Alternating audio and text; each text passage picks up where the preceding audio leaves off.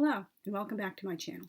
Today I will be discussing my potential TBR plans for July of 2022, as well as my hoped for potential channel content, as well as my writing plans for this upcoming month. And I would like to say right now, if you haven't already, please consider subscribing and hitting the notifications bell. And I really do appreciate seeing comments from people who watch my videos. It's like very confusing and frustrating when I see more likes than comments. So anyway, let's just get down with it.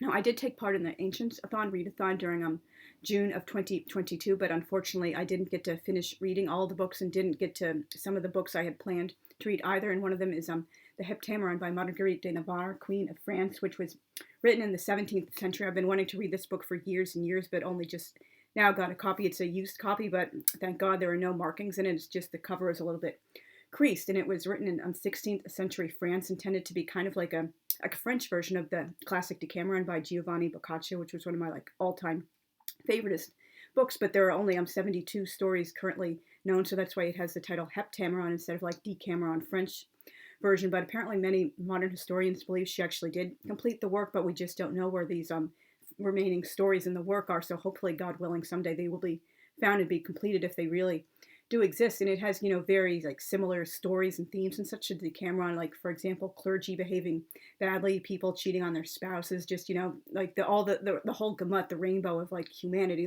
both bad and good. But I was skimming through the introduction, and apparently I only read the prologue so far, but I'm hoping to start reading the actual stories very soon. The attitude towards sex in the Heptameron is quite different than it is in Decameron. I suppose some of that it may be because, it's actually in the Renaissance and in France instead of, medieval Italy. So therefore, there's a cultural and a historical difference. But this one really shocked me when I was reading it in the introduction. Rape in the Heptameron sometimes takes place when the desires of a socially inferior male for a superior woman of conspicuous qualities are frustrated. This is so in the case of the mule driver's wife and the servant who finally murders her, story 2. But it is also true in the long and tortuous tense story, where the warrior Amador's attempts to transgress social barriers and possess the young Florida lead not only to violence against the woman, but to the woman's violence against herself. There is an element of pathological obsession in such stories, but the most pervasive motive has to do with the masculine ethos of honor and military glory. There are implicit structural parallels between military and sexual violence in the Amador story. In fact, the whole story can be seen as a kind of exploration of the uglier implications of the concept and practice of chivalrous love. Irkan openly advocates rape in order to avert the threat to a gentleman's honor posed by resistance to seduction. The borderline between the two is indeed frequently blurred, as in stories 14 and 16, both told by men, where the valiant Admiral Bonnivet outdoes his Italian rivals and overcomes the resistance of two Italian women during the French occupation of Milan. Both the newer and the older senses of the term chauvinism sum up these examples. To fail in an attempted rape constitutes the greatest humiliation for these men. Bonnivet, again, in story 4, attempts to rape a highborn princess, rumored by Brantôme to be Marguerite herself, only to be fought off by the lady's superior strength. Significantly, the storytellers agree that the woman was wise not to expose her attacker, since the prevailing view was, as also in story 62, that women only spoke of rape in order to mask their complicity, and that willing or not they were, in any case, dishonored. And so it just goes on in the attitudes towards sex and such in these stories. And it's just such a complete difference to the Decameron, where everyone loves having sex and committing adultery and just having fun and just not being the little perfect little chaste virgins people expected you to be when you weren't married and such. And now the next one was the group read, which I did start reading. I'm about halfway through right now. The book of the City of Ladies by Christine de Pizan, who is French. I believe, if I remember correctly, she was born in Italy, but she obviously has a French name, and it's kind of like a proto-feminist classic. But I agree with other reviewers. It does kind of start to get repetitive towards the middle, basically the same story over and over again with just a few minor details and different names and such. And, obviously she was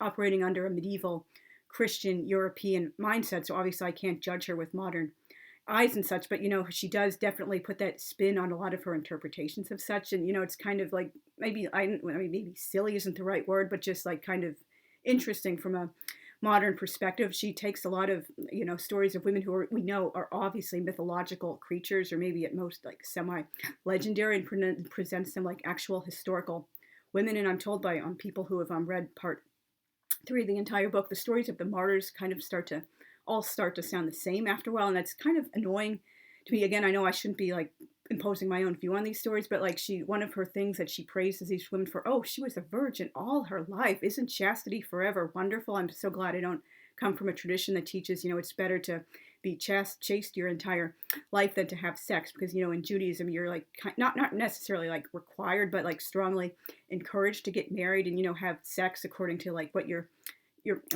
profession is. Like, for example, a student has to have sex with his wife like really regularly, while a sailor only once every 6 months, because of the the different schedules they have. But anyway, obviously this is a much different world, but it's interesting.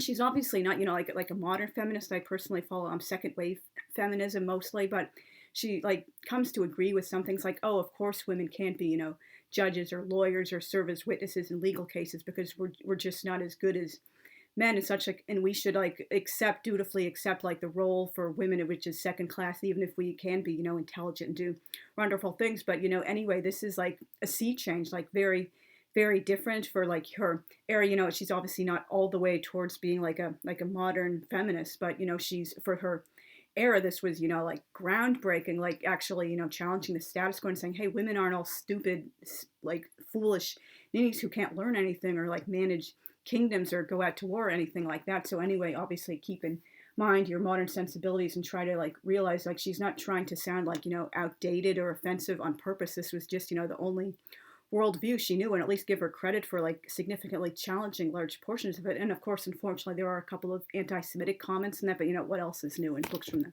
Middle Ages? And now I don't think I'll be reading this book again. I've read it twice already, but I did plan to do a compare and contrast video based on a couple of, I think, like 6 blog posts I wrote a few years ago. This is Peter Kurth's book. I'm sorry, I forgot the name. Anastasia, the Riddle of Anna Anderson, which is, it totally made me an Anastasian when I was 15, about to turn 16, and I did like, a research paper heavily like citing this book when I'm in my junior year of high school, and I would be comparing and contrasting it with a book by Greg King and Penny Wilson, The Resurrection of the Romanovs, which like totally shattered my belief that this woman was the Grand Duchess or even a high-ranking, like highbrow woman, even if she like wasn't necessarily Anastasia. But hopefully you can look forward to that video, which I'll be doing based on my blog post. These books are both very well written with very different perspectives. But if you can like read this book maybe like and think that she really was Anastasia, like reading the other book by King and Wilson will like convince you like I was totally duped for so long, and I just cannot refute these like excellent sources from so many different like the DNA and historical archives and such. And so anyway, I'm sorry if I'm rambling. This video is completely unscripted. And this is, which I got from the library recently, Madame President, the Secret Presidency of Edith Wilson, who was the second wife of President Woodrow Wilson, who obviously we know he wasn't necessarily such a good guy as we used to think he was, but he did do some good things in office, obviously, but I no longer hold him in as high respect as I used to do. But anyway, that's a whole like off-topic thing for another day. And here's the synopsis. Who was our first female president? After President Woodrow Wilson suffered a paralyzing stroke in the fall of 1919, his wife, First Lady Edith Wilson, began to handle the day-to-day responsibilities of the executive office. In the tenuous peace following the end of World War I, a woman with little formal education and a marriage of only 4 years to Woodrow Wilson dedicated herself to managing the presidency, including reading all correspondence intended for her bedridden husband. Though her Oval Office authority was tacitly acknowledged in Washington, D.C. circles at the time, one senator called her the Presidentress who had fulfilled the dream of suffragettes by changing her title from First Lady to Acting First Man. Her legacy as first woman president is now largely forgotten. William Hazelgrove's Madame President is a vivid, engaging portrait of the woman who became the acting president of the United States in 1919, months before women officially won the right to vote. And I mentioned in a previous video, I watched twice the American Experience miniseries, I think maybe 3 or 4 episodes, if I'm remembering the vote. I was almost in tears at certain points. Our foremothers like worked so long and hard for like almost 100 years to make sure we would have the right to vote, and it really makes me sad. Many women these days just like totally take that for granted and don't vote at all. It's like we are so lucky compared to our foremothers that like they couldn't even dream that women would be allowed to, vote and have a say in the democratic process. And this is another one I found at the library. It was on display on a little. They sometimes have like thematic mini displays throughout the library on different subjects throughout the year. And this is on like they're doing Japanese and Korean stuff. And as I've mentioned probably many times, I've been a Nipponophile, someone who loves Japanese like history, culture, literature, language, etc. since the summer of 1994 when I was 14 and a half years old. And so anyway, this is called Nagasaki, Life After Nuclear War by Susan Southard. And obviously that stood out to me because, I've done lots of reading and research and watching films on the bombing of Hiroshima and Nagasaki. If you would ask me, that's like the most difficult thing I've ever had to research for my writing, which some people might think is surprising because I write about so many dark periods in human history, like macabre stuff, like, for example, the Holocaust, the Armenian genocide, Gulag, the Great Depression, just like really depressing stuff like that. But, the bombing of Hiroshima and Nagasaki, that's the one that just, it's like a full body experience reading about this. Like even when I watch like films about this, like seeing like footage and even like fictional footage of the cities being bombed, I had like a complete full body reaction to that. I was, like violently shaking and my heart was beating for hours afterward. I think even into the next day after I watched that film, it was just, so like powerful to me. And here's the synopsis. On the morning of August 9th, 1945, 3 days after the atomic bombing of Hiroshima, the people of Nagasaki began another day of wartime routine. A 15-year-old girl waved goodbye to her mother and siblings before heading to her shift at an airplane parts factory. A boy, just 13, walked to school with his friends and stopped at a roadside well for some water. Above them, an American B-29 bomber approached the city, carrying a 5-ton plutonium bomb. At 11:02 a.m., a brilliant flash illuminated the sky, followed by an explosion equal to 21,000 tons of TNT, with searing heat and an annihilating force that defies imagination.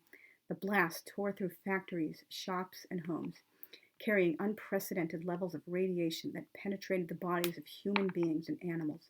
An estimated 74,000 people were killed, and another 75,000 were wounded. For much of the world, the atomic bombings represented an end to a long and costly global war.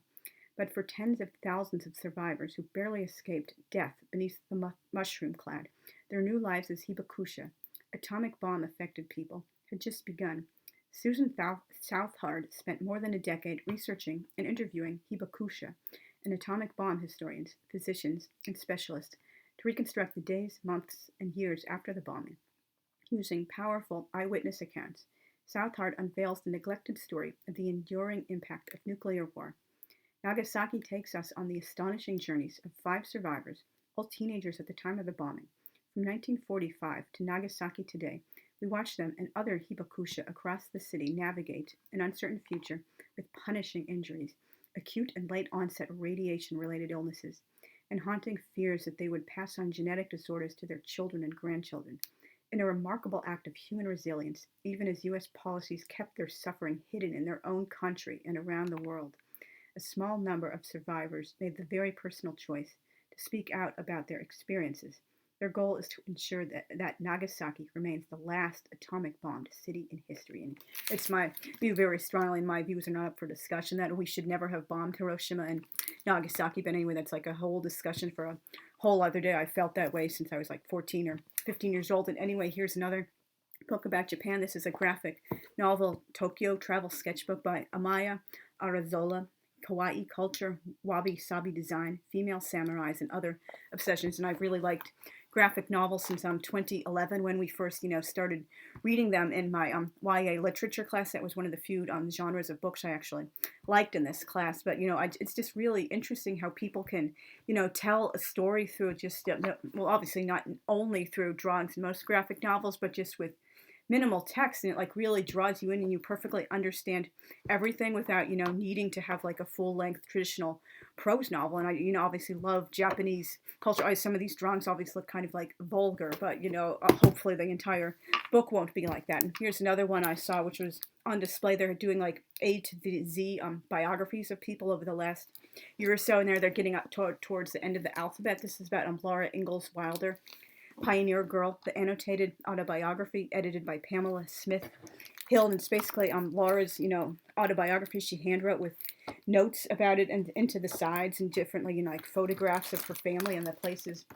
they lived in over the years, like probably most Americans. I was exposed to the books very, very early. I guess with maybe like 7 or 8 years old, definitely before I was even a preteen, and I read them probably several times, and I just absolutely love them. It's just I loved pioneer culture in like the 19th century. I had these like nostalgic romantic ideas about them for like just so many years that made me want to do like 19th century historical fiction myself. And I even had this like romantic, like kind of like a delusional thing, like, oh, if I walk far enough on a remote trail or go through a cave, I'll come out through a time portal and emerge into the 19th century. Wouldn't that be totally awesome? And so anyway, those are the books I'm hoping to read, and maybe I'll get to the Aeneid by Virgil, which is a long overdue reread for me as well, which I guess I can show you guys the book again, which I did on my I was hoping to read this for Ancient-a-thon, but hopefully as an adult I will like it and appreciate it a lot more than I did when I was a senior in high school. This is the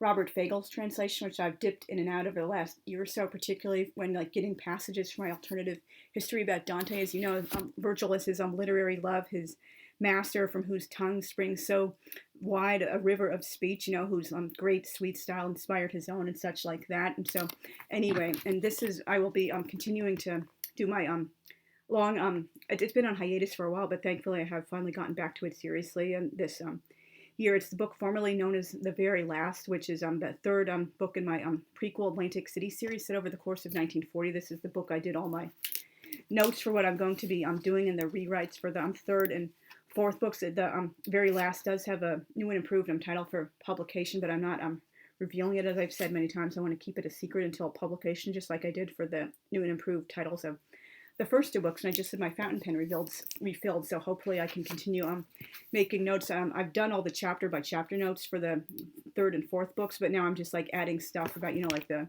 stores in the town, which is strongly based on Albany, New York, and just different things, like for example Russian Orthodox Christian mourning customs, and just like things that'll be relevant to the book. And even if I don't fill up the pages, maybe I can use the rest for more notes about my Atlantic City books. And I also was planning to do some tag videos, which I was tagged in for a while ago. If you're watching, please don't think I'm ignoring you guys. I just didn't get around to doing them through June yet, but hopefully in July I will finally get to doing those videos. And so thank you very much for listening. Please, again, if you haven't, please consider subscribing, liking, commenting, and sharing. I really, really do appreciate seeing comments from people, because that's the only way I can, build virtual friendships with people. And so see you again very soon. Thanks. Bye.